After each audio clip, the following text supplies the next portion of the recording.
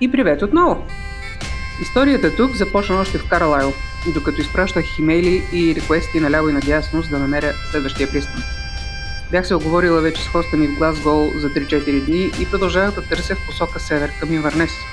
С Карл бяхме в любимото и кафене да се почерпим на изпроводяк последния ден, когато просто започнаха да пристигат едно след друго съобщение от една дама в каучсърфинга. Предлагаше да остана колкото искам, дори да направим някаква оговорка подобна на Workaway, да й помагам в домакинството срещу слони храна и да остана колкото е нужно. Просто не можех да повярвам. Беше средата на януари. Аз имах опция за началото на март. Тоест, някак си трябваше да изкарам месец и половина и това предложение просто ми спасяваше задните части. Карл ме изпрати към Глазгоу щастлива, че вече имам решение на дилемата. За същата идея тръгнах и аз. Първо към Глазгоу, после към Брако. Чувствах се щастлива и на място.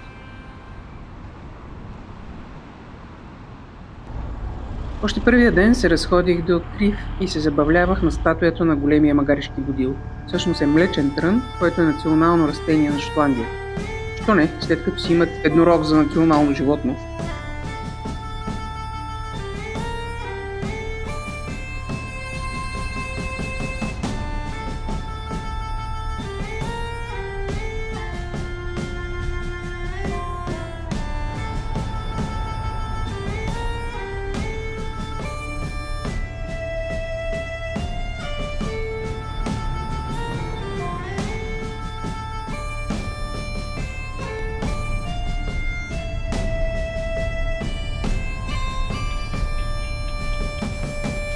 Междувременно, докато поръчаните ми в Глазгоу обувки пристигнат, което щеше да отнеме около 2-3 седмици, намерих втора употреба във Facebook Market, само на няколко километра от мястото, където бях, и още на следващия ден си отнесох прекрасните задни части до Green Longing, за да се здобия с буквално нови обувки за 15 паунда, увоени може би 1-2 пъти.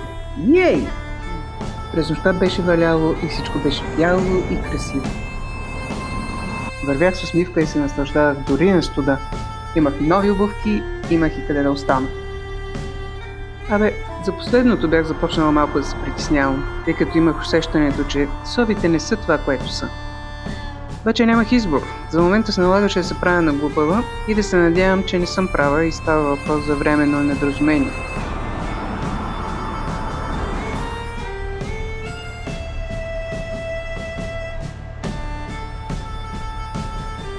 Мястото, на което бях, беше извън всяко населено място, насред полето, стара ферма, предполагам, идилия.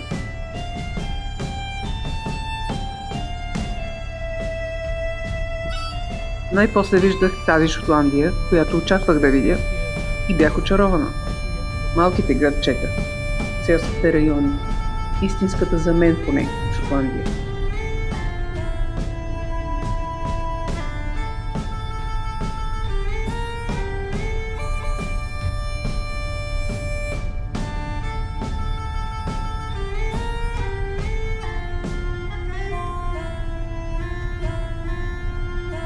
Един от следващите дни съпругът на домакинята ми имаше ангажимент в Килин на около 50 км и предложи да ме вземе със себе си да се разходя, докато той тича по неговите си задачи. Ма изобщо не се замисли.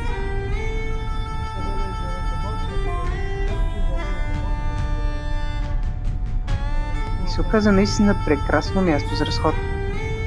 И чудесен повод да тествам новите си обувки.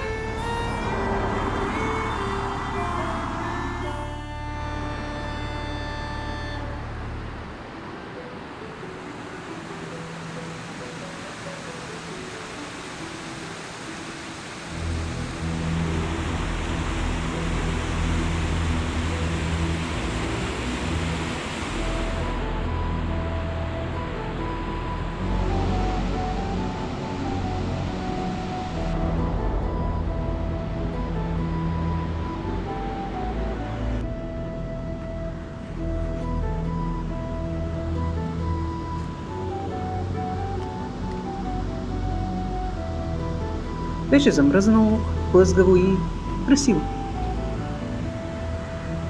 Студено, но слънчево, спокойно.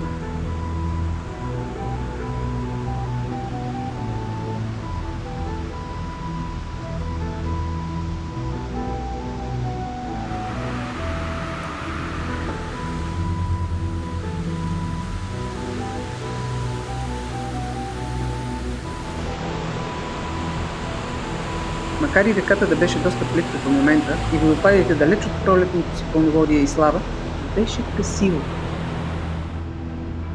И тук е един заключен парк по неизвестни причини.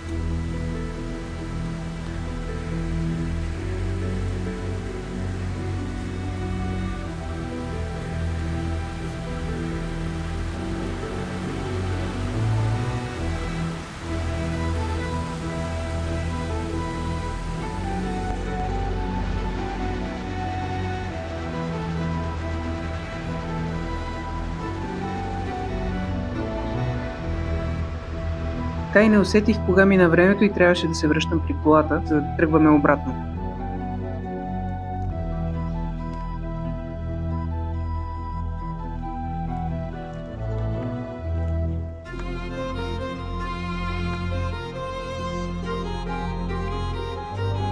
Вечерта обаче ни чакаше ново приключение – импровизирана шотландска вечеринка. Предполагам сте чували за Робърт Бърнс, най-известният и почитан шотландски поет. Тук си имат вечер специално посветена на него, с определени ритуали, която предстоеше след около седмица. Една групичка приятели обаче бяха решили да направят нещо подобно малко по-рано и аз имах честта да бъда поканена.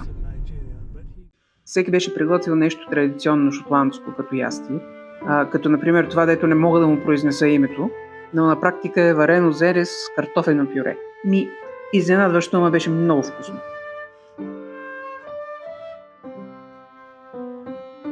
Гвоздия на програмата обаче беше хагас, което е нещо като нашата кървавица. Традиционно се сервира в нощта на Бърнс и се пробожда, докато се рецитира известна негова поема със съповод на гайди. Ние гайди си нямахме, но пък имахме двама музиканти. Haggis being brought in. Trying to get it. Oh no, it's you that's going to be. You're going to be chopping With the it. pipes that. There you go. Whoa. Who's going to chop the vegetarian haggis? Which I've made on my own. Единственият шотландец в групата, облечен за случая с традиционен килт, се зае с рецитала на поемите. Do we have to stand? No. No. You have to get that knife. You have to get the knife ready, but be careful it doesn't But splash. I've got three verses to come first. Well- During the third verse. It's During not the right. third. It's not right at the end, you see. Fair for your honest sonsy face, great chieftain o' the puddin' race. Abun them all you take your place, pinch, stripe or thorns. Will are you worthy o' a grace as lang as my hair. The groaning trencher there you fill, your heart is like a distant hill. Your pen would help to mend a mill in time of need. While through your pores the juice distilled like amber beat mead. His knife say rustic labour dicht and cut you up with ready slicht, trenching your gushing entrails bright like ony ditch. And get it then, first. oh, what a glorious sight, warm reeking That's it, and rich. then you make it all come out. There you go. There you go. Няма да обяснявам, че не вдянах ни дума от поемите, които изчете, но пък се забавлявах чудесно. Oh, right. Do you not want to do the meat because it's meat? Is that why you It don't? doesn't bother me. Are you sure? It's fine. Just-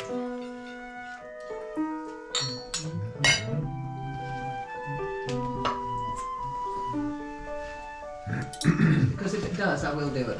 The mouse and turning her up in her nest with the plough.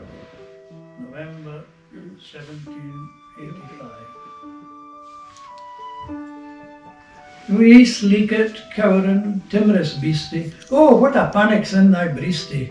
Thou needna start a was so hasty wi' bicken rattle. I would be laith to run and chase thee wi' murdering battle. Right, yeah. Oh, you did it very well. You did it very well. You were very good at reciting poetry. Определено интересно и любопитно преживяване.